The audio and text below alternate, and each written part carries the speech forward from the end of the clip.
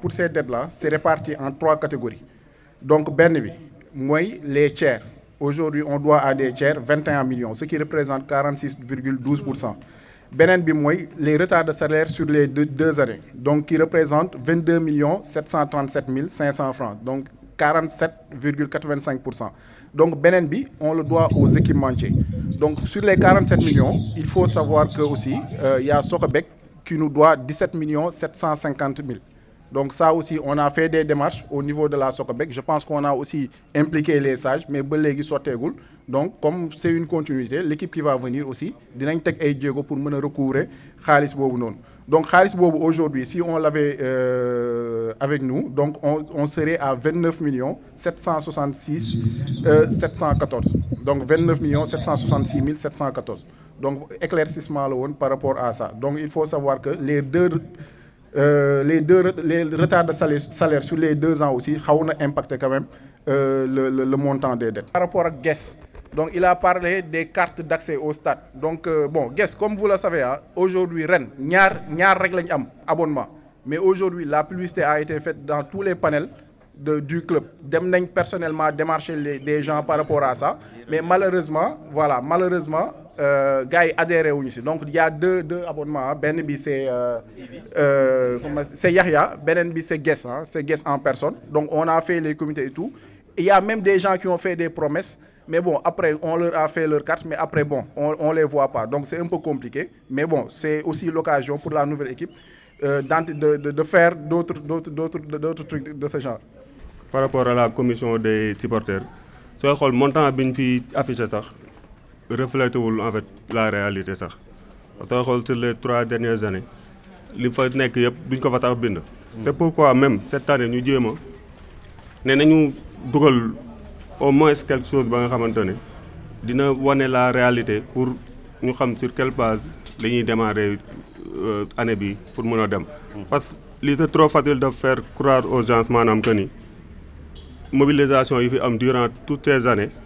c'est basé sur des frais de 38 000 ou 0 francs ou bien 162 000 gars yi ñi ngi doon def mais dañ ko doon mën naa ne ñëpp dañ doon def mais bénévolat la woon quoi xool xam nga maintenant gis nga pour cette année soo xoolee les 1 million que ñu voilà 4 dernières ou 5 dernières journées yi sax moo ko jël lépp rek pour mën jàppale ak appuyer ñu mobiliser mais kenn ku nekk fii doon na indi abooram du l'importance sooy xool côté recette supporters yi vente de maillot lañ leen di xaw a gën a mën a gis parce que sur 7 millions et quelques yi fi ne ñoom seen part dugg na foofu ci maillot yi ñu doon jënd mais nag li nga seetlu lu am solo la il faut que ñu gën leen ci woo que ni équipe bi recette yii nii war na romb fii am na ku ko fi wax 10 000 maillots war na génn ci année bi ñu jaay à la limite les 7 000 et quelques maillots loolu mun na nekk benn base ba nga xamante ne équipe bi dina si mën a sukkandiku beneen bi mooy mise en place cellules yi par secteur loolu lu am solo la waaye tamit te c'est l'occasion ñu woowaat ci kenn ku nekk lu jafe la tamit fii aux HLM parce que il faut ay nit yaa nga xamante ne tamit nangulante nañ et puis oyof nañ quoi ku nekk sa côté responsable nga fa dirigeant nga fa li nga mën a indee rek nga mobiliser ñi nga mën a àndal am na fi quelques-uns sooy xool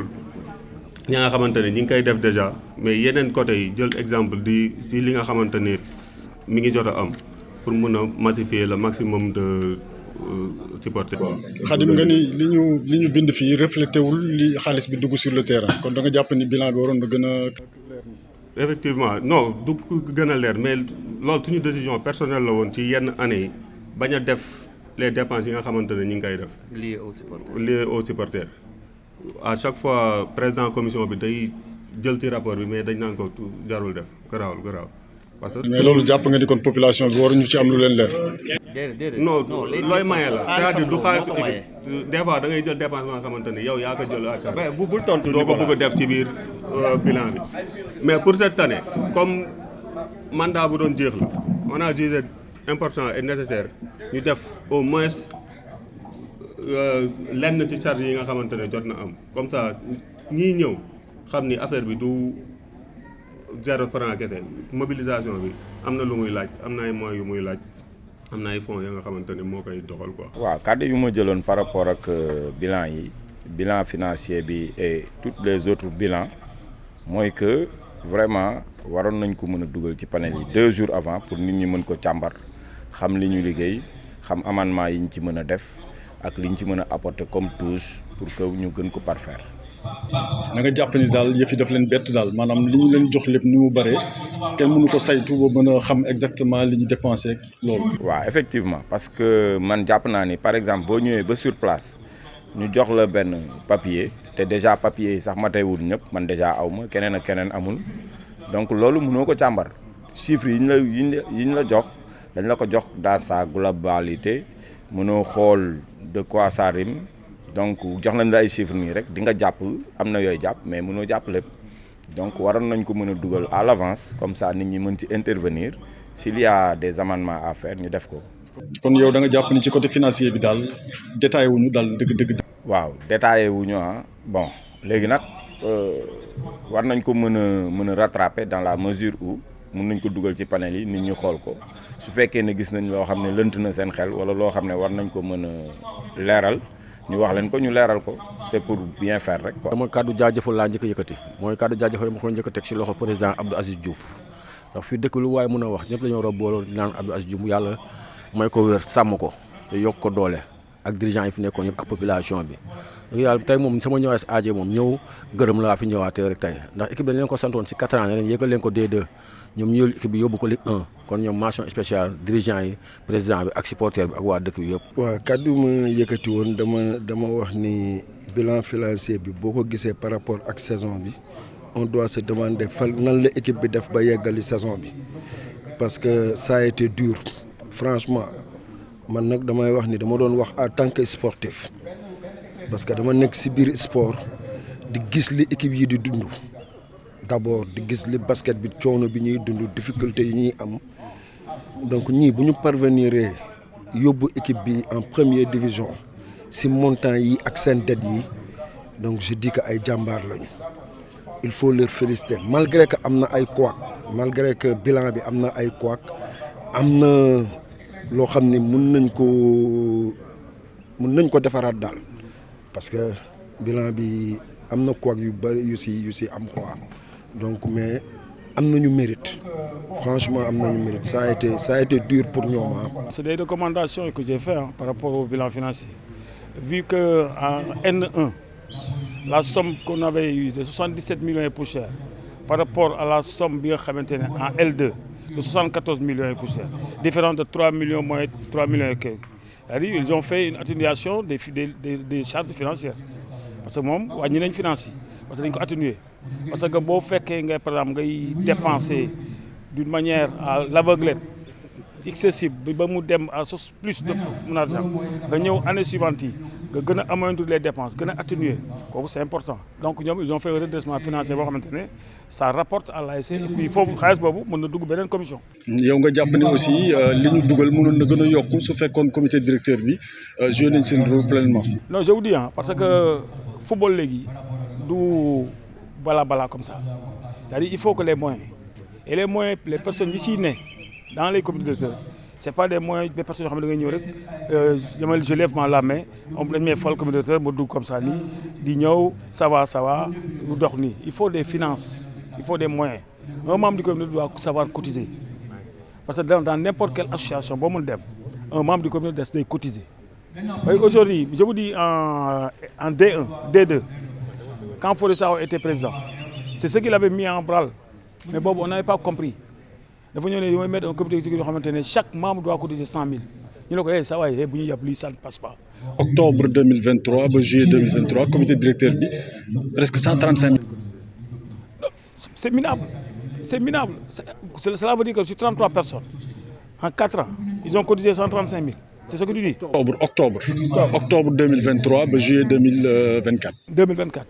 ça c'est trop minable kon chaque membre combien il a cotisé 1500 ou bien 2000 francs. Un membre du comité directeur qui c'est vous les décideurs parce que c'est le comité qui décide c'est le bureau qui exécute. L'Assemblée générale day teg fal comité directeur mooy décider, c'est le bureau qui exécute. En décidant, tu donnes des sommes miettes. Après, c'est à toi de dire que c'est nous qui devons faire ça. Non, c'est pas important, c'est pas ça. Le comité directeur doit savoir cotiser. Tout membre doit avoir les moyens. C'est pas ça. Comme nous créons une société, vous avez le capital, qui dédoule le temps, pour nous, une société, c'est pour des dividendes. Dividendes, pour nous, on doit participer. On doit participer au capital de temps.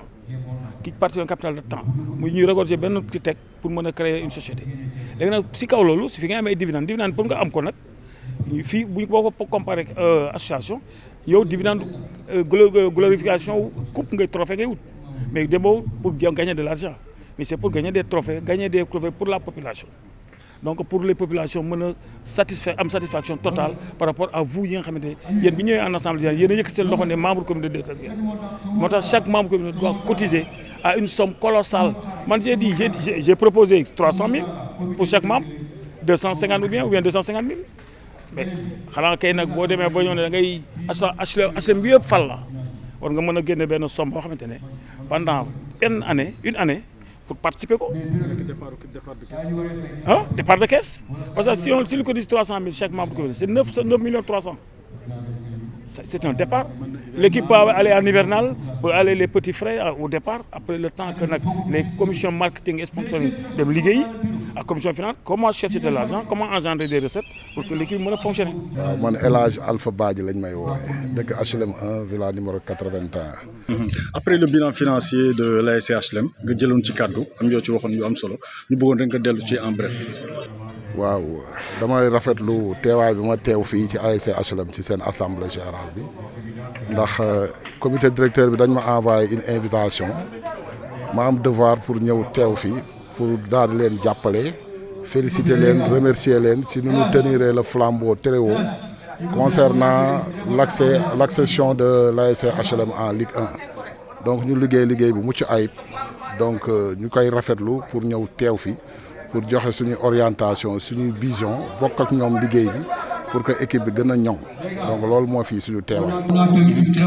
nga jàpp ni comité directeur wala diriger équipe du am xaalis rek ku am xaalis rek moo ko war a def. waaw xam nga léegi football bi dafa am doole de telle sorte que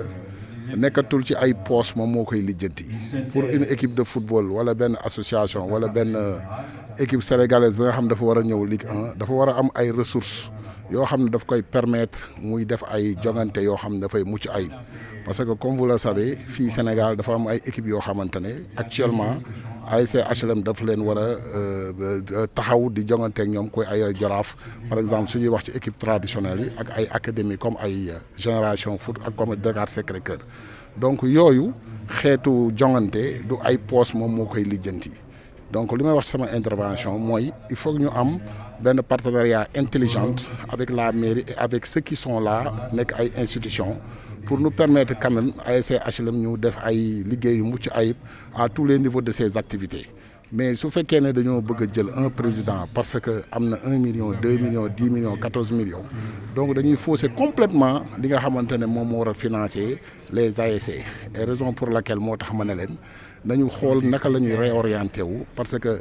comme vous le savez ñun ñi fi nekkoon amoon nañu benn projet de ériger l'équipe nationale l'équipe des HLM en une équipe communale mooy ñu jox mairie bi ay responsabilités yoo xam ne sur le plan de l'organisation sur le plan des finances mairie bi di def yooyu ñeneen ñi di ci indi am seen apport. nga junj sax ba junjaale ni sax li mairie bi di dugal ci xaalis équipe bi dafa tuuti. waaw mairie bi dafa war a jël presque 80%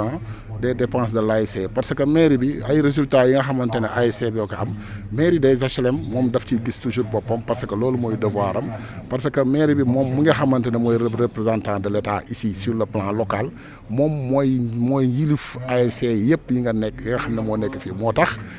ci pouvoir discrétionnaire yu mairie am dafa war a subventionner ASC yi maintenant relation bi nga xamante ne ASC HLM war na ko am ak yeneen institutions yi mooy relation de partenariat gagnant-gagnant win-win mais comme vous le savez mairie bi mënul dugal xaalisam ci biir ASC yi te amul droit de regard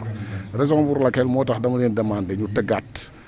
statut règlement intérieur yi dem ñu am une collaboration intelligente avec la mairie pour que mairie bi mun a sax di bàyyi ay part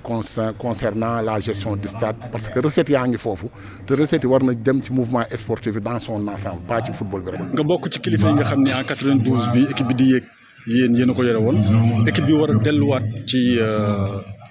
kaw donc ñu bëggoon xam tey boo amoon message booy lancé. parce que comme ni ko gars ñi waxee yéeg yomb na mais des fa moo jafe.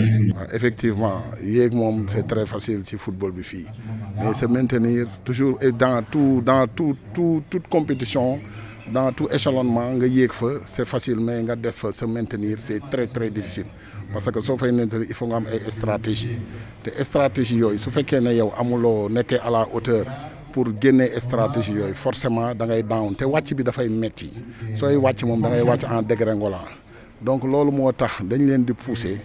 ñun ñi nga xamante ne on a été sur beaucoup de générations sur l'ASC HLM li ñuy wax ni c'est en expérimenté moo tax ñuy wax donc su fekkee ne équipe bi tolluwaat na ba fii parce que ñun ñi fi nekkoon dem nañ sax ba jouer ay coupe d'Afrique et cetera mais yooyu yëpp dafa nekkoon ay loo xamante ne moom moo gënoon indi équipe bi problème parce que des financements yi ngay def foofu pour être dans ces compétitions là da ngay dem ba da ngay sonn donc il faut ñu am des visions intelligentes des objectifs très intelligents pour nous permettre quand même de se maintenir de se réorganiser mais loolu mënuñu ko def su fekkee ne am nañu une politique de partenariat ak institutions yi fi nekk fii. La subvention de la Ligue professionnelle et de la fédération ne suffiront pas. L'apport, la subvention de la mairie ne suffiront pas. Parce que si on cumule les deux là, une subvention de par ça fait presque 25 millions. C'est suffisant. Et pour équipe de première division, si nous regardons à l'instar de Tengued FC, à l'instar de Génération Foot, à l'instar du Djaraf, à l'instar de Dakar Sacré-Cœur, c'est des millions, des centaines de millions et des centaines de millions. Donc, ce fait que l'ASC HLM veut se maintenir, nous sommes le dindon de la farce, pour se maintenir ou pour gagner. Donc il faut que nous défendre parce que ça s'impose. Donc yégal nañu équipe mais problème mu ngi doga am nak. Donc pour cela, il faut que l'équipe soit accompagnée d'une autre manière et soit érigée d'une autre manière et une autre politique qui permettra quand même de se maintenir et de prétendre à avoir des trophées et des coups.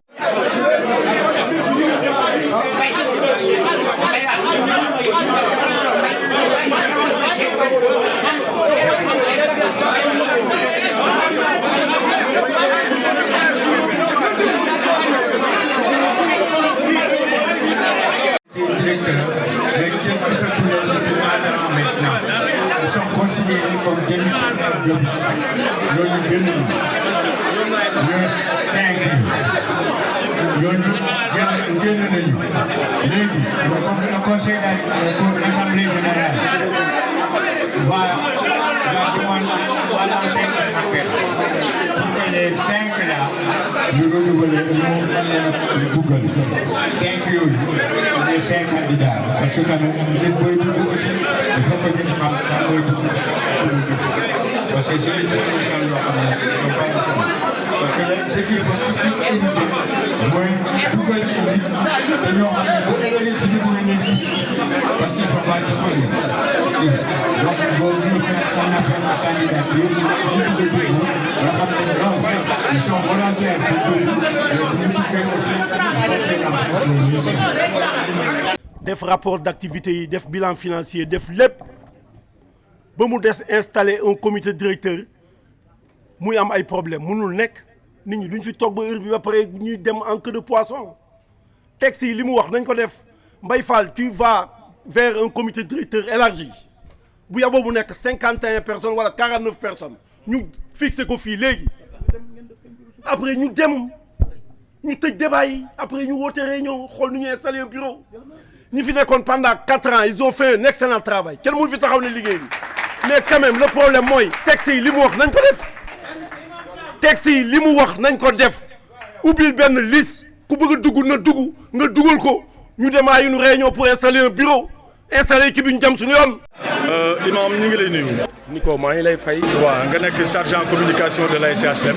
tey ñu fekkee assemblée générale bi nga bëggoon rek nga defal ñu juste une synthèse de ce qui s'est passé durant l'assemblée générale. bon comme li ma mën a waxee mooy woote nañu tey assemblée générale fii ci école Aynina Fall après un mandat olympique de 4 ans donc tout ce que je puis dire mooy li ma mën a wax mooy commencé woon nañu nekk ci assemblée générale bi jusqu'à maintenant mais il y a eu juste un léger blocage ba nga xamante ni c'est par rapport juste au comité directeur soit le comité directeur sort carrément mandat am day jeex ou le comité directeur va préserver les 22 membres et créer un tiers sortant je pense que ni foofu la ñu bloqué parce que dafa am tamit y a une envie du club am na ay nit ya nga xamante ni sincèrement ils ont envie de venir travailler dans le club man noonu laa ko jàppee noonu laa ko gisee le club suscite un intérêt du lii sama ginnaaw nii moo tax nit ñi bëgg a ñëw bokk ci man noonu laa ko jàppee. Vraiment tey on a tenu l'assemblée générale de l'ASC HLM de renouvellement vraiment je peux dire qu'on a tenu une très bonne assemblée générale malgré que am na quelques divergences yu werante mais loolu c'est normal ci assemblée générale mais quoi qu'on puisse dire on a tenu une très bonne assemblée générale. On a fait la lecture des rapports, on a présenté le bilan financier, on les a présentés, on les a adoptés à l'unanimité, sans amendement, sans aucun souci. Mais maintenant, quand il s'agit d'installer le comité directeur, là il y a une interprétation des textes. Certains ont dit que tiers sortant dafa war a am, d'autres ont dit que waru am tiers sortant. Maintenant, bi coow yooyu amee. On a fait une pause maintenant pour arrondir les angles. Après bi ñu dellusee vraiment le superviseur de la Ligue Pro a su cerner l'affaire ba tout est revenu dans mais seen problème fu mu nekkoon yow ku la xam-xam la ci texte seen problème fu mu nekkoon mooy texte bi fi njëkkoon nekk ak texte bu wees bi nga xam ne moom ngeen signé woon ci début 4 ans yi donc foofu ngeen amoon jafe-jafe ci tiers sortant ak ñàkk tiers sortant parce que si li ñu jot a jàpp nii dafa mel ni texte yu bees yi ngeen bindoon jotul woon am tiers sortant. waaw texte bu njëkk bi amoon na tiers sortant texte bu njëkk bi amoon na tiers sortant bi ñu koy bindaat amul tiers sortant bi mais xam nga tey texte mën na bañ a bind loo xam ne tey texte bi dafa muet am na loo xam ne mënu ko bañ a bind mais xel da koy nangu te traditionnellement boo xool même dans les autres clubs le tiers sortant dafay exister mais heureusement le superviseur de l'Assemblée générale qui est venu de la Ligue Pro c'est un expérimenté donc moom il a continué l'affaire pour pouvoir installer un nouveau comité directeur jël na ñi fi nekkoon ñi nga xam ne ils étaient toujours là réguliers mu maintenir leen maintenant ñi nga xam ne régulier wu ñu génne leen yokkaat ñeneen. dinañ dellu ci dara parce que ñu bari ñu bokkoon ci bureau bi dañ ne dañuy démissionner loolu aussi bëgg nañ ci dellu si est-ce que liggéey ba toll fii aussi ba toll fii ñu bari dañ ne yéeg yomb na mais rester moo jafe li ngeen liggéey ba yegg si fi ngeen yegg si est-ce que ñenn ñi war ngeen nangu ñuy démissionner di bàyyi équipe bi ñeneen ñu bees di ñëw war a nekk. xam nga ni tamit ku nekk da nga am sa engagement personnel parce que bi nga ñëw ci club bi kenn forcé woon laa may du lii moo tax booy yi dañuy bàyyi mais booy yi depuis 2 ans pratiquement genn wàll gi yëpp dañ ñëwoon su mandat bi jeexee dañuy bàyyi parce que affaire dafa metti te tamit Nicolas affaire dafa metti soo amul ay bras soo amul moyen dafa metti da nga ciy def sa xaalis en retour doo ci dégg lu la neex nga bàyyi seen activité professionnelle loolu moo tax genn wàll boo yëpp ba c'est les cadres dañu nekk ci ay société ñi yor seen société bopp donc dañuy bàyyi seen liggéey nekk ci équipe bi donc ñoom coono yooyu ñuy daj loolu moo tax ñu ne ñoom dañuy bàyyi parce que en fin de compte après mooy loolu quoi mais néewuñ dañuy bàyyi rek pour bàyyi maintenant nag comme ni nga wax noonu bàyyi bi aussi ñoom moomuñu seen bopp dañu am 50% population bi moo ko moom soo fekkee population bi dafa jugé ne